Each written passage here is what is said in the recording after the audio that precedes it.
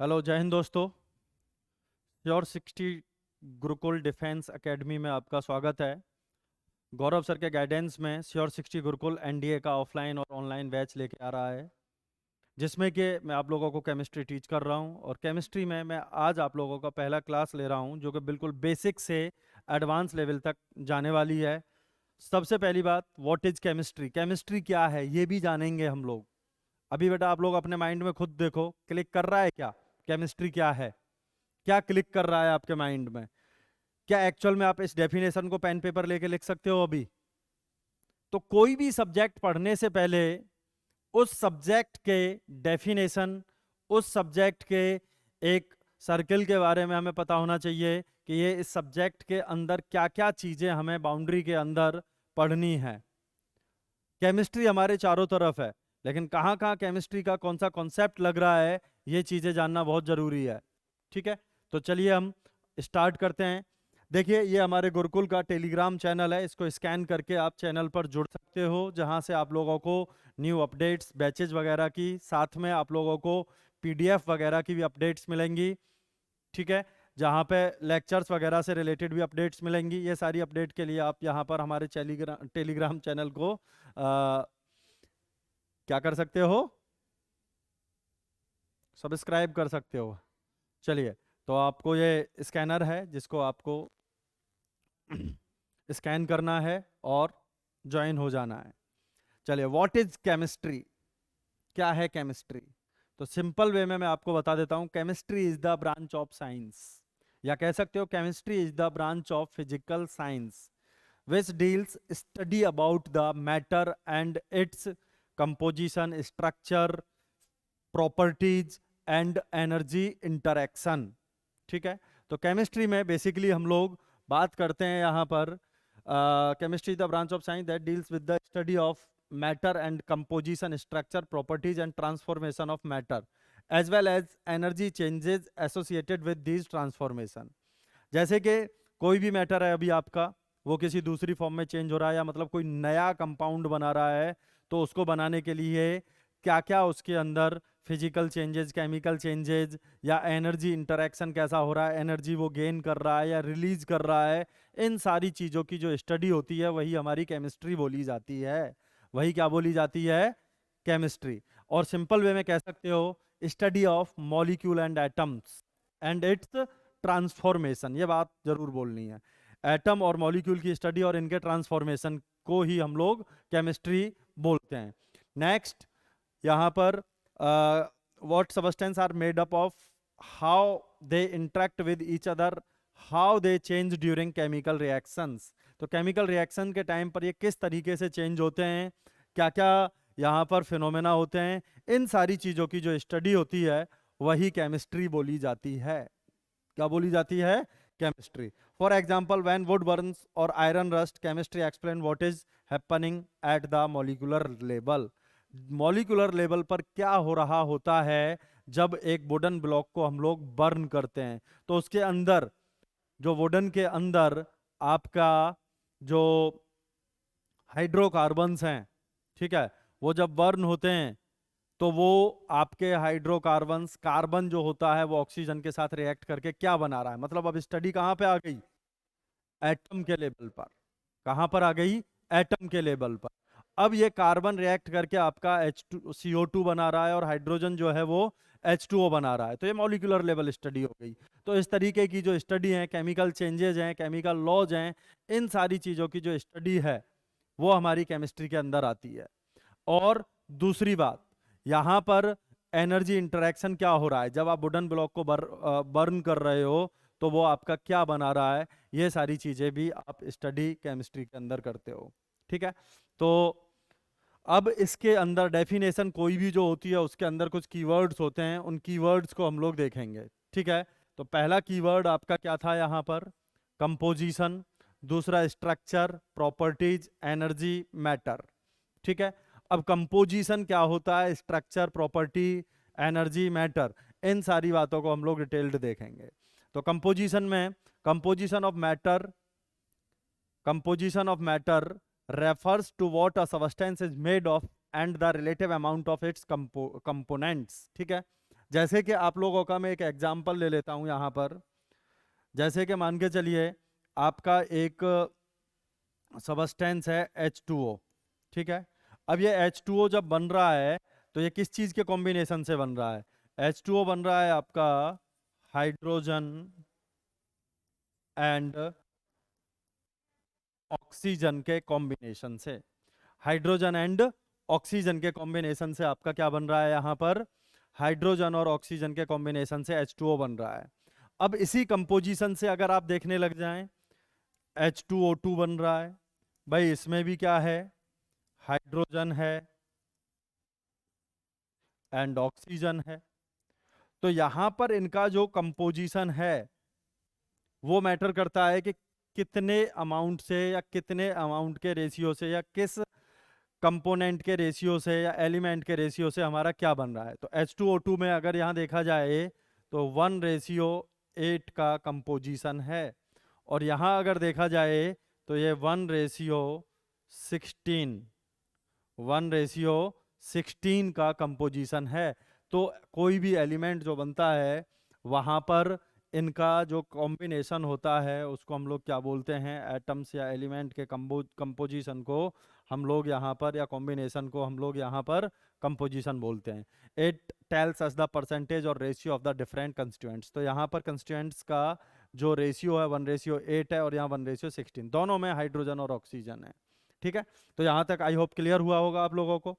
यानी कि हाइड्रोजन और ऑक्सीजन मिलकर कुछ भी बना सकते हैं। ऐसे ही आप लोगों, आप किस तरीके के माहौल में रह रहे हो, क्या कर रहे हो, क्या नहीं कर रहे हो, तो ये किस सिचुएशन में, किस कंडीशन में कंबाइंड हुए हैं, वो चीज मैटर करती है। आप लोग अगर मान के चलिए अच्छे लोगों के साथ रह रहे हो तो अच्छे ऑफिसर्स बन सकते हो, और वहीं आप लोग अपना टाइम वेस्ट गलत जगह करना स्टार्ट कर दोगे, ठीक है, तो आप लोग ऑफिसर कभी नहीं बन पाओगे। तो ये नेचर है, ये नेचर है। क्या बन सकते हैं फिर? कोई लेबर बनेगा, कोई कुछ बनेगा, क्योंकि ये भी रिक्वायरमेंट ही है ना, रिक्वायरमेंट ही है ना। क्योंकि अगर मान के चलिए सब लोग ऑफिसर बन गए तो लेबर कौन बनेगा? लेकिन हम लोग अगर चाह लें, जैसे कि यहाँ पर इन एलिमेंट्स ने चाहा कि यहाँ पर जो कॉम्बिनेशन बना तो H2O बना, और यहाँ पर था तो वो H2O2 बना। हम लोग अगर चाह लें तो कुछ भी बन सकते हैं। मोटो ये है इस बात का। देखिए, structure, structure refers to the arrangement of atoms, ion और molecules within a substance.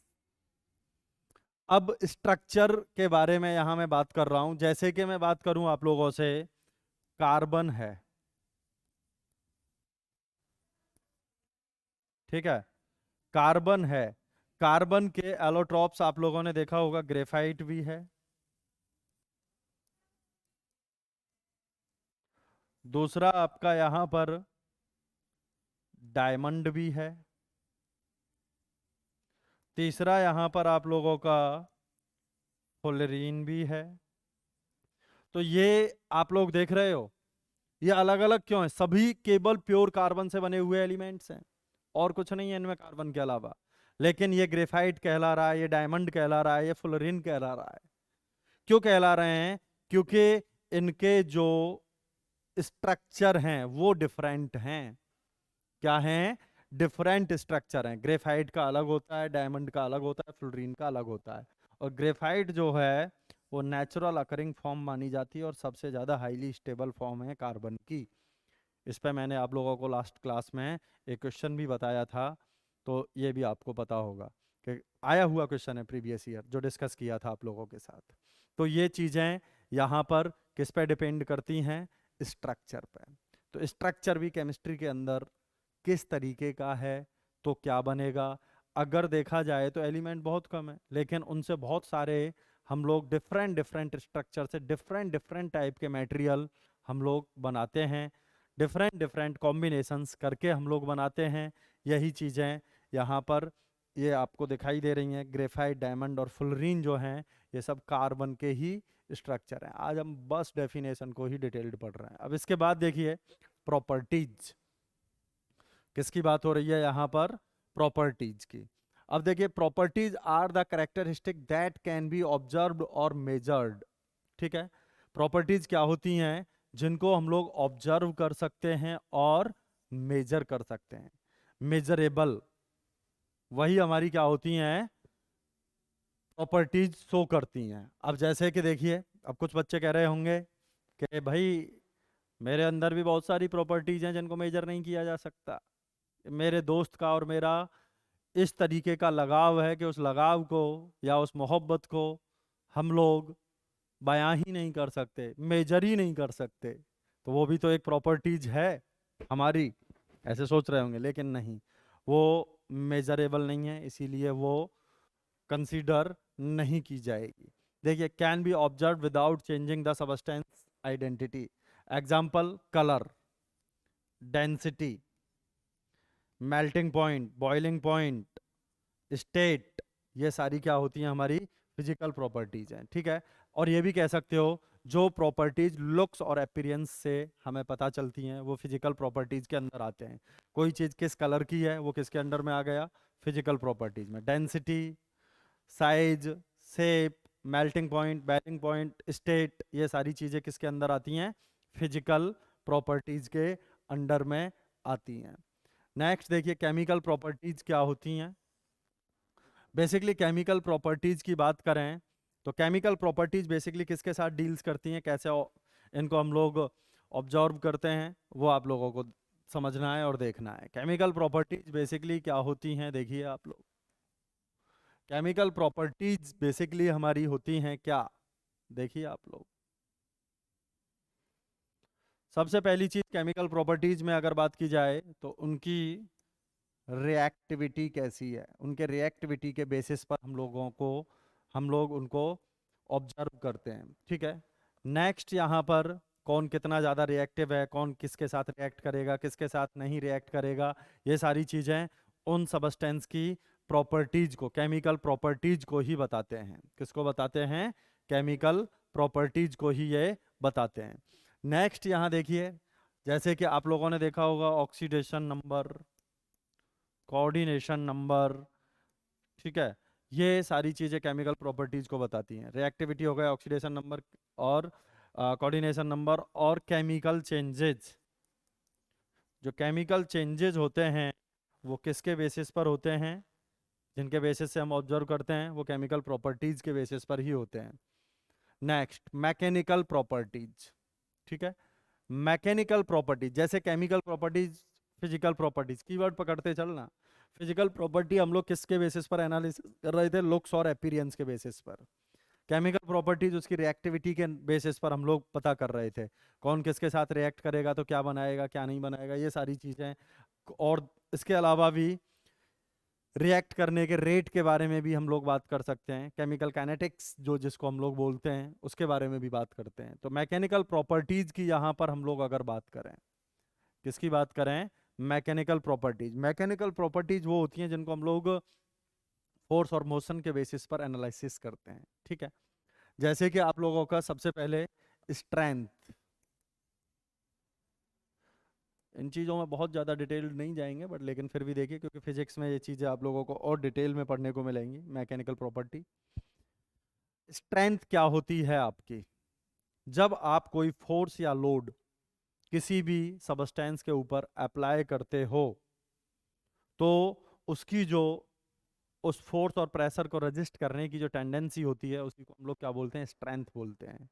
जिसकी जितनी ज़्यादा स्ट्रेंथ होगी उसकी लोड को वियर करने की कैपेबिलिटी उतनी ही ज़्यादा होगी। तो वो क्या बोली जाती है, प्रॉपर्टी स्ट्रेंथ बोली जाती है। ठीक है। स्ट्रेंथ के बाद यहाँ पर हम लोग बात करते हैं डक्टिलिटी की। किसकी बात करते हैं, डक्टिलिटी की। इसके बाद मैलेबिलिटी की। मैलेबिलिटी हो गई, डक्टिलिटी हो गई। ठीक है।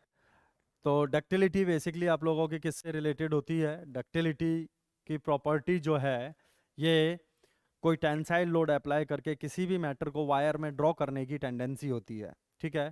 तो ability to draw into a wire by the application of tensile load. जैसे कि मान के चलिए यहाँ पर एक ये डाई है, लिखते चल सकते हो आप लोग जो पॉइंट्स मैं बता रहा हूँ। ये डाई है, इससे यहाँ पर इसको आप पुल कर रहे हो और ये वायर की फॉर्म में ड्रॉ हो रहा है। किसकी फॉर्म में ड्रॉ हो रहा है? ये वायर की फॉर्म में ड्रॉ हो रहा है। तो ये क्या बोला जाएगा? डक्टिलिटी की प्रॉपर्टी की वजह से ये ऐसा हो रहा है। ठीक है, किसकी वजह से ऐसा हो रहा है? ये डक्टिलिटी की प्रॉपर्टी की वजह से ऐसा यहाँ पर हो रहा है। ठीक है, मैलेबिलिटी की प्रॉपर्टी क्या होती है? It is the ability to draw a material into a thin sheet by the application of compressive load. ठीक है, तो ये ड्रॉन इनटू, ये जैसे कि यहाँ पर कीवर्ड याद रखना है, याद रहेगी आपको, ड्रॉन इनटू अ वायर। ठीक है, बाय द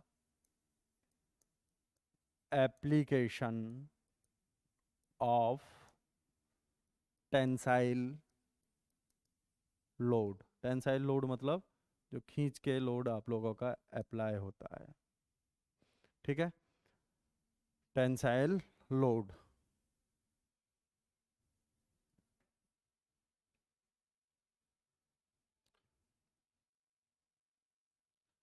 अब देखिए, drawn into a thin sheet by the application of by the application of compressive load by the application of compressive load। दूसरी चीज हम ये भी यहाँ पर कह सकते हैं बेटा कि ये डक्टिलिटी का ऑर्डर क्या होता है, कौन सा मटेरियल कितना ज़्यादा डक्टाइल है, कौन सा कितना कम है। तो इस पे बेस्ड भी क्वेश्चंस आप लोगों के आ सकते हैं। ठीक है, तो जैसे कि देखिए यहाँ पर डक्टिलिटी की मैं बात करता हूँ, यहाँ पर order of ductility, order of ductility की बात करते हैं, तो यहाँ पर gold is the most ductile material. Gold जो है, जितने भी हमारे नॉन मटेरियल हैं उनमें सब में सबसे ज़्यादा डक्टाइल मटेरियल है, तो गोल्ड। इसके बाद silver, then copper, then mild steel, then aluminium. Aluminium को बहुत ज़्यादा थिन वायर की फॉर्म में हम लोग नहीं फॉर्म कर सकते। ठीक है, तो नहीं कर सकते उसको ज़्यादा। तो गोल्ड, आपको पता है 1 ग्राम गोल्ड को 1 और 2 किलोमीटर लेंथ तक हम लोग एलोंगेट कर सकते हैं, इतना ज़्यादा हाईली डक्टाइल मटेरियल है।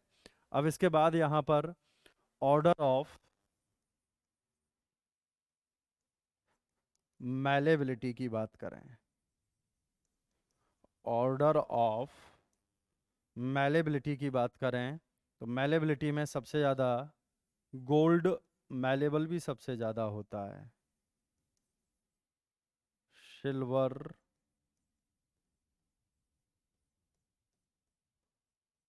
कॉपर, एल्यूमिनियम, और ये है माइल्ड स्टील। एल्यूमिनियम है और क्या है? माइल्ड स्टील है। एल्यूमिनियम और ये है आप लोगों का माइल्ड स्टील। ठीक है, तो स्ट्रेंथ, डक्टिलिटी, मैलेबिलिटी, ये सारी चीज़ें आप लोग एक बार देख सकते हो यहाँ पर। ठीक है, तो डक्टिलिटी और मैलेबिलिटी के ऑर्डर भी बता दिए आप लोगों को, और ये ऑर्डर में क्वेश्चंस आप लोगों के पूछे जाते हैं जनरली, ध्यान रखिएगा, डिफरेंट डिफरेंट एग्जाम्स में। ठीक है, और पता भी चल गया कि डक्टिलिटी होती क्या है। जैसे कि एक रॉड है, इसको हम लोग ऐसे करके पुल कर रहे हैं और ये वायर में ड्रॉ होती चली जा रही है। ठीक है, तो ये हर मटेरियल की अपनी अलग टेंडेंसी होती है, कोई मटेरियल ज़्यादा इलोंगेट होगा, कोई कम होगा। ठीक है, तो उसी का ये ऑर्डर मैंने आप लोगों को यहाँ पर बताने की कोशिश की है कि इस तरीके से आप लोग इन चीज़ों को इजीली और अच्छे से समझ सकते हो। ठीक है, चलिए अब नेक्स्ट बात करते हैं हम लोग यहाँ पर मैकेनिकल प्रॉपर्टीज में। और भी कुछ चीज़ें हैं जिन पर मैं बात करूँगा। देखिए, मैकेनिकल प्रॉपर्टीज में अगर मैं यहाँ पर बात करूँ और भी कुछ चीज़ों पर, वो आप लोगों को देखना है यहाँ। तो मैकेनिकल प्रॉपर्टीज में आप लोगों का हार्डनेस क्या होता है, आप लोग देख रहे थे ना, ये आए हुए हैं प्रॉपर्टीज पर questions, mechanical property and strength, surface property. अभी 2025 में ही आया हुआ है ना क्वेश्चन, तो इसीलिए प्रॉपर्टीज में से कहीं से भी कोई भी क्वेश्चन पूछ सकता है, इसीलिए इन प्रॉपर्टीज पर ध्यान देना जरूरी है। चलिए देखिए यहाँ पर हार्डनेस की बात करते हैं। ठीक है, हार्डनेस क्या होती है, what is the hardness? Hardness is the, hardness जो है वो क्या होती है, hardness is the mechanical property. In this property we studied about the studied about the resistance of the resistance of the dent, या कह सकते हो इंडेंटेशन एंड स्क्रैच। ठीक है, या कह सकते हो it is the ability to resist, it is the ability to resist scratch और इंडेंटेशन, और इजी भाषा में। ठीक है, तो यहाँ लिख लेते हैं, फिर मैं बताता हूँ आपको कंपैरिजन करके। It is the ability, hardness जो है वो क्या है, it is the ability to resist scratch और इंडेंटेशन, इंडेंटेशन। ठीक है, स्क्रैच और इंडेंटेशन। ठीक है, ऐसे कि मान के चलिए ये एक आप लोगों का कोई ग्लास का पीस है। ठीक है, और ये आपका, इसका मटेरियल मैंने लिया ग्लास, और इसका मैंने लिया स्टील, इसका मैंने क्या लिया, स्टील लिया। एक ग्लास पर स्क्रैच करो और स्टील पर स्क्रैच करो, दोनों में तो ज़्यादा स्क्रैच आप लोगों को स्टील पर दिखाई देगा, ग्लास पर कम देगा। इसीलिए आप लोगों ने देखा है पहले जैसे पॉलीमर वगैरह के या प्लास्टिक वगैरह के कवर आते थे मोबाइल के, अभी लेकिन ग्लास के लगाते हैं, सॉरी टेम्पर्ड ग्लास जो लगाते हैं। ठीक है, स्क्रीन प्रोटेक्टर के तौर पर। तो जैसे कि डस्ट वगैरह के बहुत छोटे पार्टिकल होते थे, तो वो एब्रेसिव पार्टिकल की तरह काम करते हैं, तो जैसे वो रब होते थे या हमारी उंगलियों के साथ में, तो वहाँ स्क्रैच आ जाते थे स्क्रीन पर। लेकिन जो आप गोरिल्ला ग्लास की को जो मोबाइल कंपनियां भी दे रही हैं, और टेम्पर्ड ग्लास के अंदर भी वो टेंडेंसी होती है, तो ग्लास इसीलिए है कि उस पर स्क्रैच आने से प्रिवेंट करे। तो ग्लास स्क्रैच को ज़्यादा प्रिवेंट करता है एज कम्पेयर टू स्टील के। तो हार्डनेस किसकी ज़्यादा है, ग्लास की, और स्टील की कम है अगर इनमें कंपैरिजन करा जाए तो। ठीक है, नेक्स्ट अगर हार्डनेस, तो ये बात आपको समझ में आ गई कि स्क्रैच करके देखना है, उस स्क्रैच से आपको पता चल जाएगा। सेम लोड अप्लाई करके स्टील पर भी देखो और ग्लास पर भी देखो, तो ग्लास पर स्क्रैच नहीं आता है और स्टील पर आ जाता है। एल्यूमिनियम लेके देखोगे तो एल्यूमिनियम पर और ज़्यादा आ जाएगा, जितने सॉफ्ट मटेरियल लोगे उन पर उतना ज़्यादा स्क्रैच बनेगा। ठीक है, और एक बात और याद रखना, हार्डनेस जो है वो सरफेस प्रॉपर्टी है, ना कि ये आप लोगों की इंटरनल प्रॉपर्टी है। ग्लास को अगर आप ऊपर से गिराओगे तो टूट जाएगा, इसकी इंटरनल स्ट्रेंथ ज़्यादा नहीं होती। ठीक है, तो स्ट्रेंथ इसकी ज़्यादा नहीं होती लेकिन हार्डनेस ज़्यादा है, सरफेस प्रॉपर्टी इसकी अच्छी है। स्टील जो है इसकी इंटरनल स्ट्रेंथ ज़्यादा होती है, सरफेस प्रॉपर्टी उतनी ज़्यादा अच्छी नहीं होती as compare to glass, glass के जैसी। ठीक है, अब देखिए यहाँ पर हार्डनेस के बाद मैं नेक्स्ट आप लोगों को बताऊंगा यहाँ टफनेस के बारे में। टफनेस के बारे में बताऊंगा, ये बातें आपको हर जगह देखने को नहीं मिलेंगी, आप देख लेना, जगह जगह आप देख लेना, और यूट्यूब पे भी, और फिर पेपर में मैच कर लेना कि इन प्रॉपर्टीज से रिलेटेड क्वेश्चंस आते हैं कि नहीं आते। ठीक है, और वहां से आपको पता चल जाएगा कि ये टॉपिक कितने इंपॉर्टेंट है, प्रॉपर्टीज वाला पार्ट कितना ज़्यादा इंपॉर्टेंट है, सिलेबस में भी एनडीए में स्पेशली कहता है। तो ये प्रॉपर्टीज का पता होना बहुत ज़्यादा जरूरी है। टफनेस क्या होता है, टफनेस डेफिनेशन में ही बहुत कुछ छुपा होता है, ठीक है। Rough and tough material, rough and tough का मतलब क्या हुआ कि जो मटेरियल जितना ज़्यादा इम्पैक्ट लोड, पता है एक होता है ग्रेजुअल लोड, जैसे कि आप जिस रूम में बैठे हो उसकी छत, जो वॉल्स हैं उनके ऊपर ग्रेजुअली लोड लगा रही है, या आप जिस चेयर पर बैठे हुए हो या ज़मीन पे खड़े हुए हो, मैं ही खड़ा हुआ हूँ तो मैं ज़मीन पर एक क्या लगा रहा हूँ, ग्रेजुअल लोड लगा रहा हूँ। और मेरे जितना जितना मेरा वेट है उतना लोड अगर आप ऊपर से ऐसे करके ज़मीन पे डालो तो ज़मीन के अंदर थोड़ा बहुत तो धंसेगा, ठीक है। या तो उस मटेरियल पर कुछ असर आएगा या फिर उस चीज़ पे आएगा। तो टफनेस यहाँ पर क्या होता है,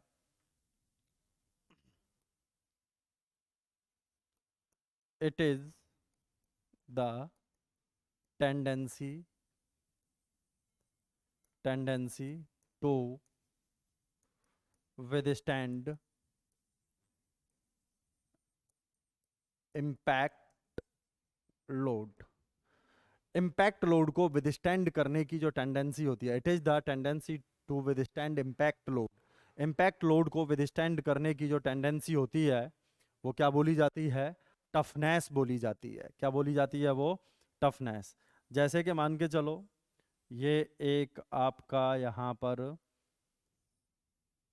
मैंने ग्लास का पीस लगा दिया, ये ठीक है, ये एक डाई है जिसमें इस तरीके से कवर्ड है ये पूरा, ये ग्लास है, आपकी ग्लास की स्ट्रिप है ये, क्या है ये, ग्लास की स्ट्रिप। पिछला हार्डनेस वाला ही कंपैरिजन लेता हूँ यहाँ, ठीक है। ग्लास है ये और ये स्टील है आपका। यहाँ पे एक लोड आपने लगाया पी, ग्रेजुअल नहीं है, ये कैसा है, इम्पैक्ट लोड है। हैमर लिया और ऐसे करके मार दिया ग्लास के ऊपर, ठीक है। यहाँ पर भी ये जो पी है ये भी क्या है, एक तरीके का इम्पैक्ट लोड है, ठीक है। और ये भी क्या किया, हथौड़ा लिया और स्टील पे मार दिया। अब यहाँ खुद सोचो आप, मतलब डेफिनेशन इस तरीके से बताऊंगा कि आपके माइंड में बैठ जाएंगे अगर आप ऑनेस्टली चीज़ों को सुन रहे होंगे, क्योंकि मैं समझता हूँ आप लोग खुद सबसे बड़ा अच्छा एनालिसिस करना जानते हो सारी चीज़ों को। अगर कोई सोचे कि स्टूडेंटों को कुछ पता नहीं होता, स्टूडेंट ऐसे ही होते हैं, तो ये बड़ी भूल है, क्योंकि हम भी कभी ना कभी स्टूडेंट रहे हैं, हमारे भी अपने कुछ एनालिसिस होते थे। चीज़ों को अगर हम ध्यान से देख रहे हैं और रिलाय कर रहे हैं कि चीज़ें कोरिलेट हो रही हैं कि नहीं हो रही हैं, तो बहुत अच्छे से समझ में आती हैं। तो मैं मानता हूँ, आई होप आप सभी ज़्यादातर बच्चे समझदार होंगे जो कि चीज़ों को समझ रहे होंगे। और अगर कोई दिक्कत है तो कमेंट करके मुझे बता सकते हो, और दोबारा से आपको और डिटेल्ड करके समझाएंगे, क्योंकि श्योर 60 गुरुकुल का एक ही एम है, बेस्ट क्वालिटी स्टूडेंट्स को प्रोवाइड कराना और अच्छे रिजल्ट्स देना। और इसीलिए आज के टाइम पर ऑफलाइन में और ऑनलाइन में श्योर 60 गुरुकुल, और मेनली अगर देखा जाए एक रेजिडेंशियल कैंपस में, सबसे बेस्ट क्वालिटी एजुकेशन प्रोवाइड कराता है और सबसे बेस्ट रिजल्ट है। जितना किसी स्टेट की सारी कोचिंग मिला के रिजल्ट देती है उतना श्योर 60 गुरुकुल का अकेले का रिजल्ट आता है। इसके पीछे केवल और केवल एक यही है कि डेडिकेशन स्टूडेंट्स के लिए प्रॉपर स्ट्रेटेजी, प्रॉपर शेड्यूल का फॉलो करवाना, ये सारी चीज़ें। देखिए यहाँ पर ये इम्पैक्ट लोड यहाँ पर हम लोगों ने अप्लाई किया, और ये इम्पैक्ट लोड जब अप्लाई किया जाता है तो स्टील बेंड हो जाती है लेकिन टूटती नहीं। और यहाँ पर टफनेस का मतलब यही है, जब तक उसमें फ्रैक्चर ना हो, टूट ना जाए, रैप्चर ना हो जाए। और यहाँ पर ग्लास जो है ये आपका यहाँ टूट जाएगा, इसीलिए टफनेस की अगर बात की जाए तो स्टील की टफनेस ज़्यादा होती है, ठीक है। अ, और ग्लास की टफनेस कम होती है, ग्लास की टफनेस कम होती है, ठीक है। तो ये चीज़ें रहीं आप लोगों की यहाँ पर, किसके बारे में, मैकेनिकल प्रॉपर्टीज के बारे में। तो ये मैकेनिकल प्रॉपर्टीज से रिलेटेड चीज़ें आ जाती हैं, ठीक है। अब देखिए आप लोगों को यहाँ पर इलेक्ट्रिकल प्रॉपर्टीज की भी स्टडी है। हर एक मटेरियल केमिस्ट्री में आपने देखा होगा, हर एक मटेरियल में अलग अलग तरीके से, अलग अलग तरीके से कंडक्टिविटी का ऑर्डर रहता है। कोई जैसे देखा होगा इलेक्ट्रिसिटी का ज़्यादा कंडक्टर है, कोई पुअर है। आप जैसे कहते हो मार्केट में जाओगे, अरे भाई ये फैन कॉपर वायरिंग का है, थोड़ा कॉस्टली है, और एल्यूमिनियम का सस्ता है। कॉपर का क्यों है? क्योंकि वो इलेक्ट्रिसिटी के, या कह सकते हो आपकी पावर के लॉस को ज़्यादा नहीं करता है, कम करता है एज कंपेयर टू एल्यूमिनियम के। लेकिन सबसे ज़्यादा पावर लॉस तो आप लोगों का जैसे कि आयरन है और भी बहुत सारे मटेरियल हैं उनमें होता है, ठीक है। और सबसे अच्छा, सबसे कम पावर लॉस गोल्ड और सिल्वर में होता है। तो गोल्ड और सिल्वर की वायरिंग अगर कराने लग गए तो घर से कोई चोरी करके ले जाएगा। तो इसीलिए गोल्ड और सिल्वर की वायरिंग हम लोग नहीं करा पाते। तो इलेक्ट्रिकल प्रॉपर्टीज की यहाँ पर जब हम बात करते हैं, तो इलेक्ट्रिकल प्रॉपर्टीज में हम लोग बात करते हैं किसके बारे में? कौन कंडक्टर है, ठीक है। कौन यहाँ पर कंडक्टर है इलेक्ट्रिसिटी का?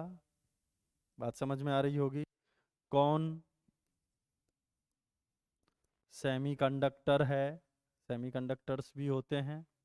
और कौन आप लोगों का यहाँ पर इंसुलेटर है, जिसमें इलेक्ट्रिसिटी फ्लो ही नहीं करती, ठीक है।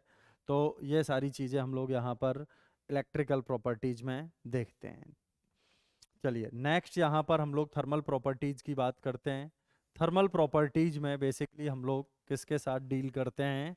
हीट के साथ। किसके साथ डील करते हैं? हीट के साथ डील करते हैं, ठीक है। और हीट के साथ डील करने में आप लोगों को पता होगा, हम लोग केमिस्ट्री में एंथैल्पी के बारे में भी पढ़ते हैं, एंट्रोपी, ठीक है। ये सारी चीज़ें जो हैं एनर्जी और इससे रिलेटेड हैं।